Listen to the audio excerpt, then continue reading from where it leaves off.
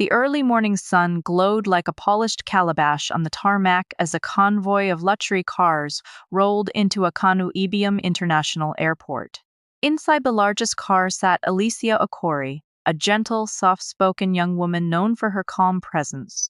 She had just returned from years of study in the United States, where her father, Chief Arinze Okori, one of the wealthiest oil magnates and media noise. Now he wanted her back home, closer to him, and enrolled her in Highcrest Imperial College, one of the most prestigious schools in the region. But unlike the loud, flashy children of the elite, Alicia preferred quietness. She dressed simply plain jeans, clean sneakers, neatly braided hair tied into a bun, and carried only a small backpack. As the convoy arrived, people stared, whispered, pointed. She ignored them. She was long used to the attention that wealth naturally attracted, yet she never found comfort in it. Her father hugged her warmly. "My daughter, welcome home," he said, with that soft, fatherly pride. "Highcrest Imperial will fit you well. Enjoy yourself. Your path will unfold." "I will try, Papa," Alicia replied. But Alicia had a plan the moment she arrived. She didn't want to be noticed. She didn't want the noise that came with the Okori name. And so, when school resumed the next day, she rode a simple blue bicycle to school instead of taking any of her father's luxury cars. Highcrest Imperial College was a palace disguised as a school. Marble floors, glass hallways, fountains, and students dripping in wealth like water from a broken pot. Exotic cars rolled into the school gates, dropping off designer-wearing boys and girls with air-conditioned arrogance. And then came Alicia, quietly pedaling her bicycle, wearing a crisp white shirt and a modest charcoal skirt. She parked at the far corner of the gate to avoid attention, but whispers still found her. "Did she really ride a bicycle here?" one girl asked with disgust. "She must be from the poor quarters." Another boy chuckled. Alicia did mind. Her father had always told her, "Your value is not in noise." But the whispers had only begun. Moments later, a black SUV screeched into the compound, and heads turned. The driver jumped out and opened the door with military precision. Out stepped Safina Obilotho, queen of attention. She wore a flaming gold top, shimmering earrings, shoes that clicked like royal drums, and a designer handbag that screamed wealth. "That must be the billionaire's daughter," someone whispered. "She's the one whose family donated that new auditorium." Safina smirked, enjoying every breath of admiration. She didn't bother correcting them. She loved the rumor, loved the status, loved a lie. For in truth, Safina was far from wealthy. Her mother worked as a maid in one of the rich neighborhoods. But Safina had grown addicted to the illusion. In class, she sat where attention found her fastest. Up front, Alicia quietly chose a back seat. Students avoided Alicia, whispering and pointing.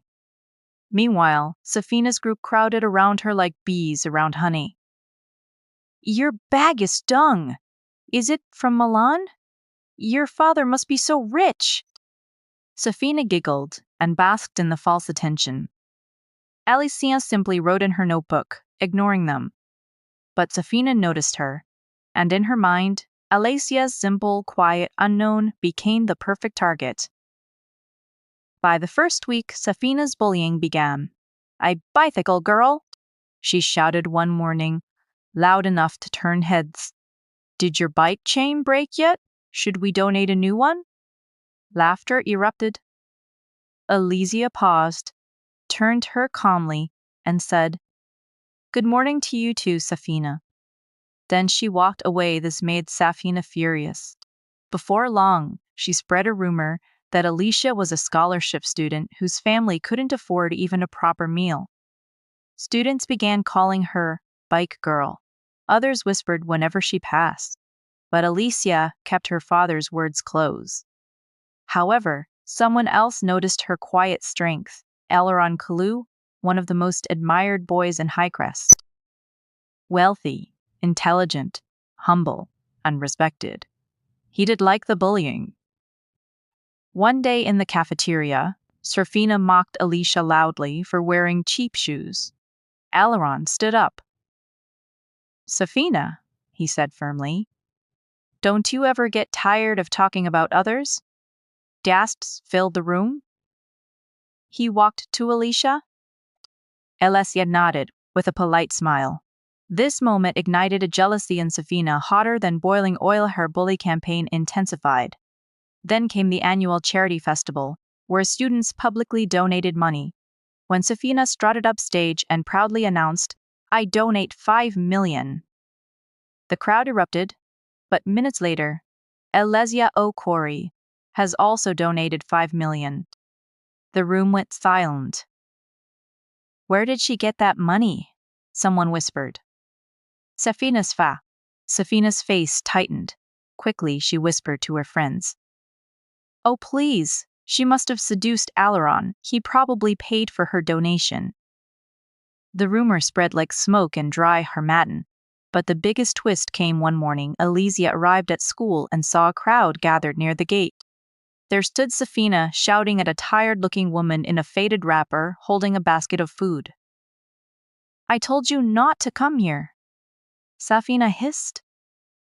"You're embarrassing me?" "Mum," the woman pleaded softly. "I only brought you home food. Leave. Now." Alicia rushed forward instantly. "Ma, are you all right?"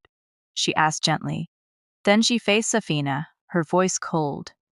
"How could you treat an elder like that?" Panic swept through Safina's face. Students watching, her lie collapsing, so she pointed at the woman and snapped, "Isn't this your mother, Alicia? Stop pretending!" "My mother?" Alicia said, confused. "My mother doesn't walk on foot. She doesn't suffer." Whispers exploded. Safina's story shook. Rumors twisted again, this time accusing Alicia of arguing with her mother. But Alicia ignored them still. Safina was desperate. She forged a photo showing Alicia with an older man and presented it to the dean as evidence of immoral conduct. Alicia was summoned to the office. The dean held up the photo. "Do you deny this?" Alicia looked at it once and smiled sadly. The moment Safina waited for had arrived. But before she could celebrate, the door burst open. It was Chief Arinze Okori, Elisa's father himself. Escorted by armed security, someone had called him about the scandal. "Sir," the dean began nervously. "This student," Chief Arinze raised a hand. "Before you speak, let me tell you who my daughter truly is." Gasps filled the room as he continued. "She is the sole heir to the Okori Empire. She is the reason this school receives funding. She is the one who donated the new science block. And she is brilliant, top 1% in her international class." Whispers turned into stunned silence. Then he forged the picture of her. Safina stuttered. I did." And that was when the elderly woman from earlier stepped forward. "I am her mother," she said softly. "And I am not ashamed of my work, but my daughter has been lying about her wealth." The truth broke open like cracked palm kernels. Safina's deceit, bullying, and pride collapsed at once. Students felt ashamed. Aileron walked up to Alicia later and said, "I knew there was something extraordinary about you." She smiled gent. "Not extraordinary, just quietly living." High Crest Imperial gradually locked. The girl they mocked was the true daughter of wealth. The girl they feared was a fraud built on pride. From that day, the tale of Alicia Okori spread across the school like a folk story told beneath moonlight. Never judge the girl who rides a bicycle. Her quietness may hide kingdoms. But even though the truth had been revealed, peace did not immediately return to Highcrest Imperial College. Whispering still floated in the hallways like restless spirits. Students who once mocked Alicia now stared at her with a mixture of guilt, awe, and fear. Some bowed their heads when she passed. Others tried too hard to conversations she didn't want. Alicia hated it. She longed for the quiet life she had before people knew her surname. She preferred being unnoticed, moving freely like a calm wind that entered a room without disturbing anything. But the revelation had placed a mantle on her shoulders. She didn't ask for the school board, embarrassed by their negligence. Alicia reluctantly attended, sitting quietly in the first row as the principal read a prepared speech. "Students," he announced, "Highcrest Imperial has always stood for integrity, discipline, and excellence. Recent events have reminded us that external appearances are nothing compared to Okori. Has demonstrated dignity under pressure, humility in the face of false accusations, and strength in silence." Students clapped, some sincerely, others out of fear of her father's influence. Alicia looked down, uncomfortable. The principal continued, "We will be launching a new initiative, the Okari Leadership and Integrity Program, inspired by Alicia's conduct." Students gasped. "I just wanted to mind my business." Beside her, Alaron chuckled under his breath.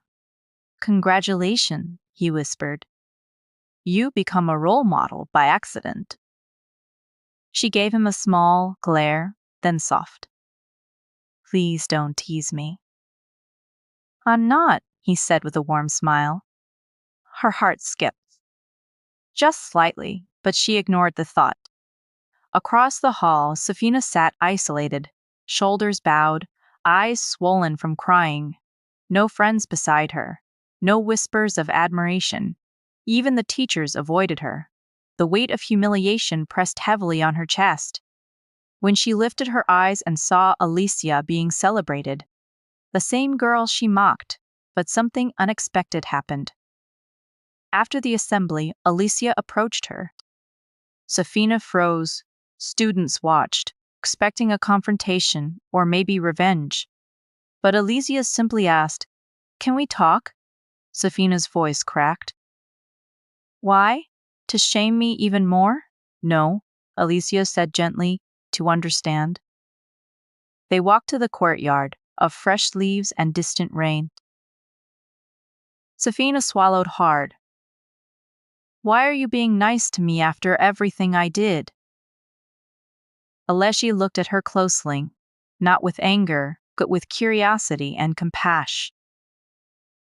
"Because people don't just hurt others for fun." Safina's chest tightened. Safina's chest tightened. Safina's chest tightened.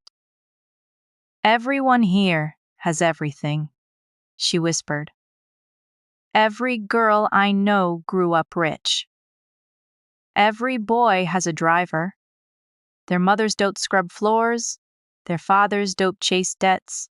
And me," her voice broke, "I wanted to belong." "Yes, I did," Safina snapped, then quickly covered her mouth. "I mean, no one listens to a poor girl. No one loves one, not in this school." "That's not true." "For you, it is," Sephimin whispered. "You were born into wealth. You don't know how it feels to be invisible, or worse, to be seen and judged for where you come from." The truth stung like pepper in Alicia's heart, and in that moment, she understood something important. Bullying was not always born from power. Sometimes it grew from deep, aching insecurity. Eliza sighed. "Safina, you hurt me.